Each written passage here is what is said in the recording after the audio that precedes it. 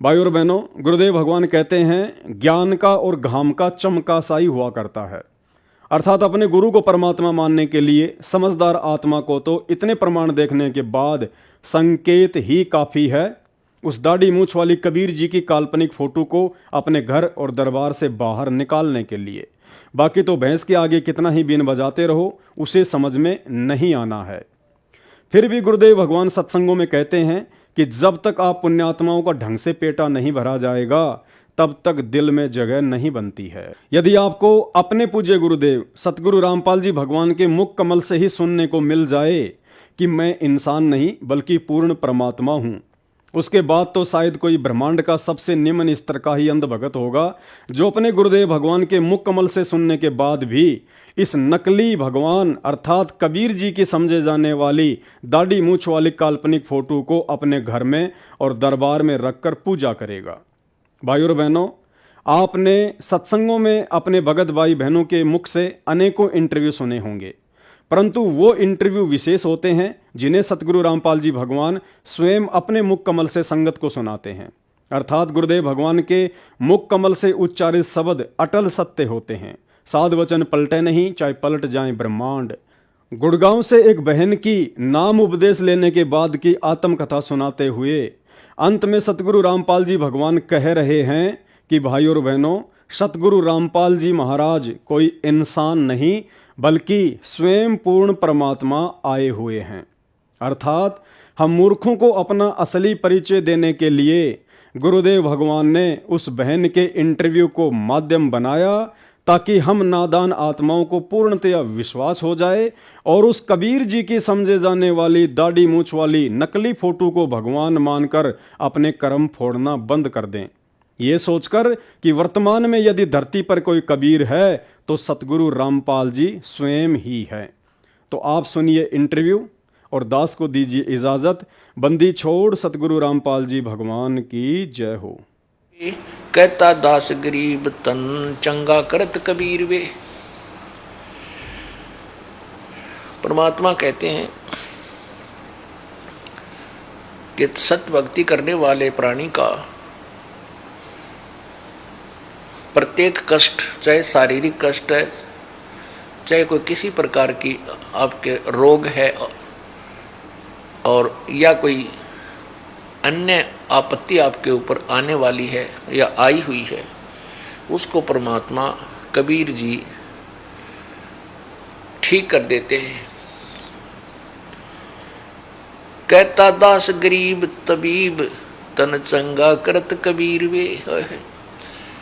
तबीब माने वैद। परमात्मा सब वैदों का वैद है, सब डॉक्टरों का डॉक्टर है और सब भगवानों का भगवान कबीर जी है।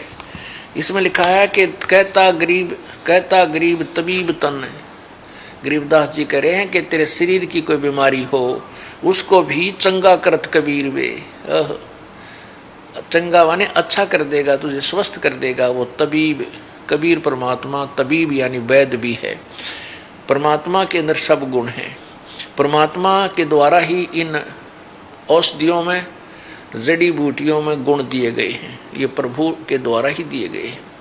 ऐसे ही जो साल्ट बनाए हैं वैज्ञानिकों ने, ये भी परमात्मा का दिया हुआ ही गुण उन साल्ट में है, जिससे वो अन्य प्रकार के रोगों को नष्ट करते हैं। और जो डॉक्टरों से भी नहीं कटता, साल्ट से भी ना कटता है, उसको कबीर परमात्मा काट देते हैं।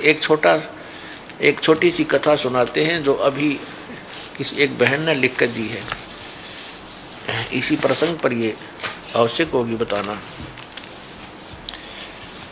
एक बहन है शीला देवी,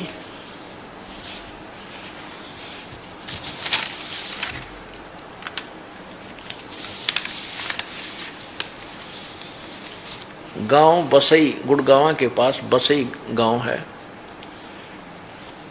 उस बहन ने लिखा है कि मेरे पेट में रसौली थी,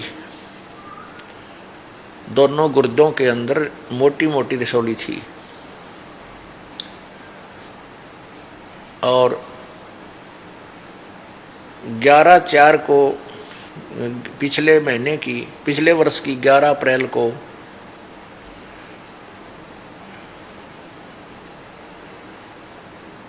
उसने अल्ट्रासाउंड कराई।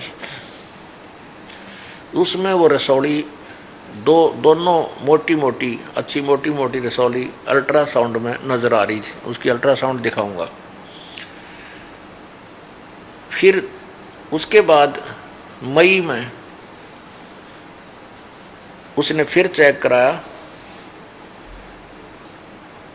वो रसौली फिर अल्ट्रासाउंड में नहीं आई, खत्म होगी ना। वो दर्द रहा जो पेट में पीड़ा थी। अब देखिएगा, इस बहन ने लिखा है कि मैं बसई गुड़गांवा की शीला देवी, मैं अपने पेट की बीमारी से बहुत परेशान थी। मेरे पेट में 2 रसौली थी। हर तीसरे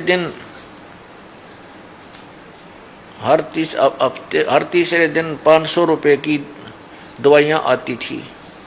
जब मैं अपने पेट को चेक कराया तो मेरे पेट में 2 रसौलियाँ पाई। डॉक्टर ने ऑपरेशन बोल दिया जिसमें 20,000 रुपये लगने थे।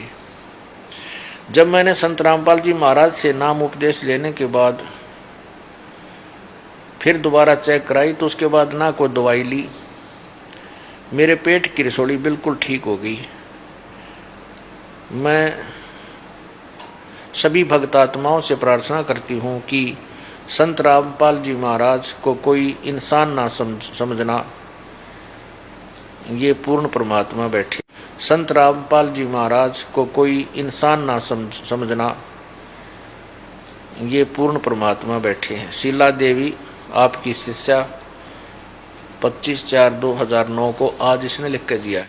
बच्चों, आप इन बातों को हल्के बना लो, कति 100 की 100 साची है। आंखों देखिए उस महापुरुष ने अपने मालिक की महिमा गाई है।